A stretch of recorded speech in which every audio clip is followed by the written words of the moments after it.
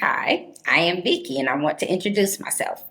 I am a mother, I'm a wife, I'm a retired probation, parole, public safety officer.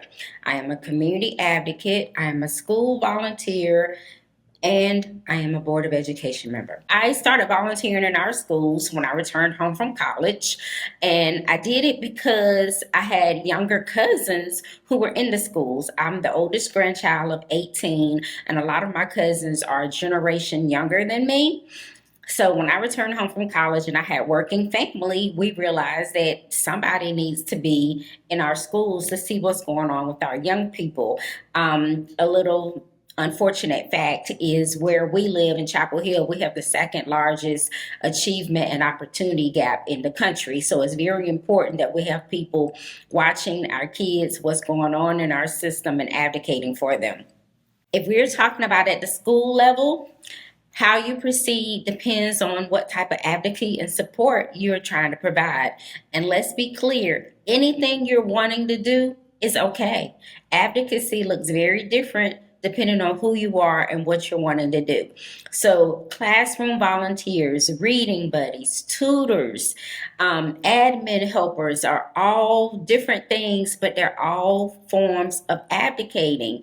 And sometimes you have to find what your niche is so that you can know what's going on in that school. Now, if you're wanting to look for PTA, you can go to your school website and find out who your PTA officers are.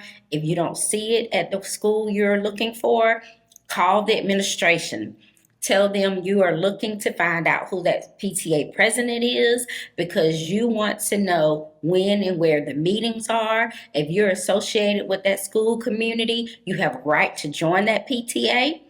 You can find the meetings, you can find the minutes, and you can find the agendas by asking a simple question, when and where. If you don't see it on the website, you call and you ask when and where. They are responsible to tell you who that PTA president is and how to contact that person, either a phone number or an email. They are supposed to give you that information.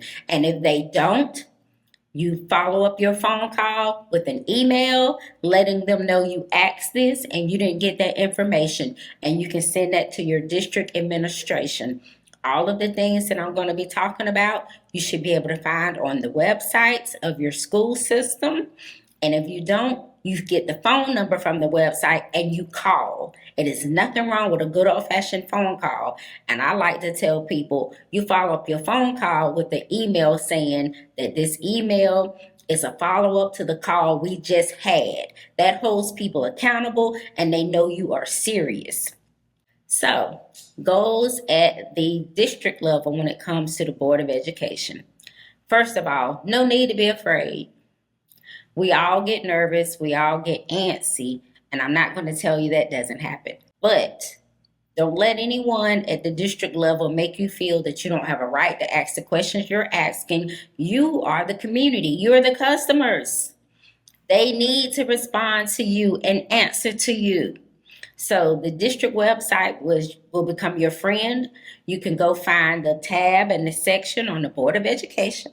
You should be able to find out everybody's name that's on the board, and you should be able to find their phone number and their email address. So once you find that address, you should see how to be able to email each one of them or the board together. So you can look at that section and you should be able to find meetings, agendas, and minutes. Anytime you're looking there and you don't find the information you want, again, call the district office. You tell them what it is you need, what you're looking for, and then you let them know you're wanting them to show you what you need so that you can continue with their business or with your business. And if they don't, follow it up with an email, send it to the board and the district office and the superintendent. It is okay to communicate with all of these people. They're there to serve you and our children. And if they don't seem to think that's the case, you can hold them accountable. It is a lot of power in your voice and in your pen. You'll become more comfortable as you try. So, policies, when you're trying to find out about policies and how to look at the different types of meetings, Policies should be labeled in a category from the Board of Education page on the district website. I recommend that you pay attention to the district's policies primarily when you first start doing advocacy work on family engagement, what it needs to say or what it says about it, conduct, and curriculum requirements, because these are the policies and the questions that you really need to be concerned with when it comes to trying to reduce children being pushed out. You really want to know, what are they doing to try to make sure the literacy is being pushed? What are they doing to try to help make sure parents and families have an opportunity to be around? And what are they doing to make sure that all children are being served in an equitable manner? Some conclusions. Show up, show up, show up. Ask questions at the school level.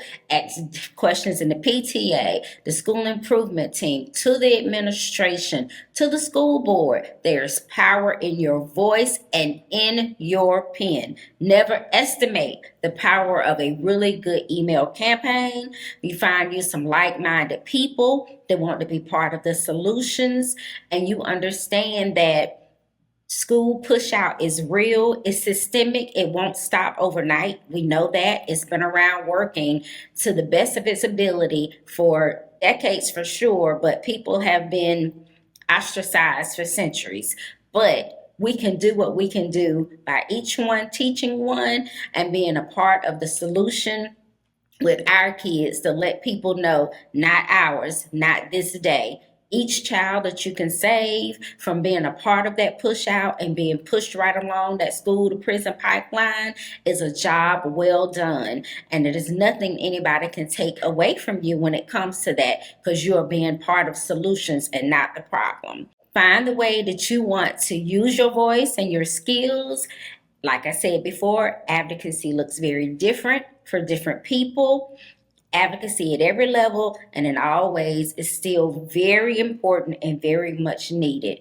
And I will always say, continue to show up, show up, show up. Joy, peace, and blessings. Thank you.